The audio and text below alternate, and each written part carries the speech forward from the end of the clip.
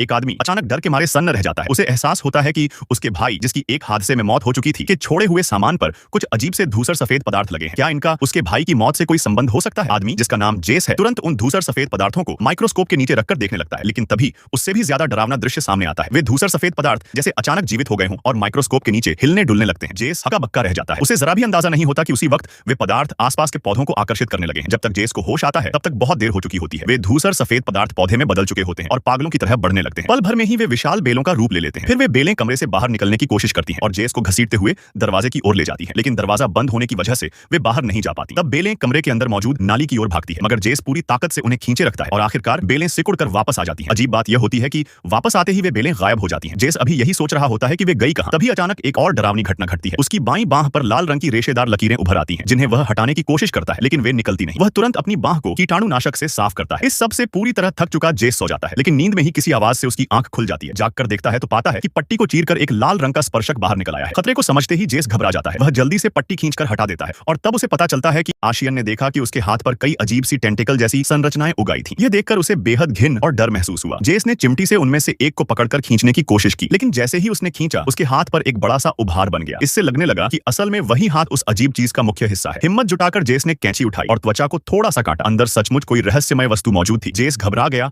और तुरंत औजारों की मदद से उसे बाहर निकाला। वह वस्तु किसी पौधे के फल जैसी लग रही थी। हालांकि जेस एक वनस्पति वैज्ञानिक था, फिर भी वह उस फल की पहचान नहीं कर पाया। उसने जल्दी से उसकी तस्वीर खींचकर अपने जीव विज्ञानी साथी को भेज दी। थोड़ी देर में साथी ने जवाब दिया। विश्लेषण से पता चला कि यह कोई साधारण चीज नहीं थी। यह जानकर जेस हैरान रह गया। क्या उसके भाई की मौत भी इसी वजह से हुई थी? लेकिन इतना छोटा सा जीव किसी इंसान को कैसे निगल सकता था? इसी उलझन में उसने सोचा कि इस पर प्रयोग करना चाहिए और फल से थोड़े बड़े सफेद चूहों को खरीदने का फैसला किया। जब जेस वापस लौटा तो उसने देखा कि उसके पड़ोसी ने उसकी पार्किंग जगह घेर रखी है। उसने पड़ोसी से गाड़ी हटाने को कहा, लेकिन पड़ोसी ने थोड़ी देर रुकने को कहा। जेस पहले ही प्रयोग के लिए बेचैन था, इसलिए गुस्से में उसने फावड़ा उठाया और पड़ोसी की गाड़ी का शीशा तोड़ दिया। जैसे ही वह दूसरा शीशा तोड़ने वाला था, गलती समझ चुके पड़ोसी ने तुरंत गाड़ी हटाने का वादा किया।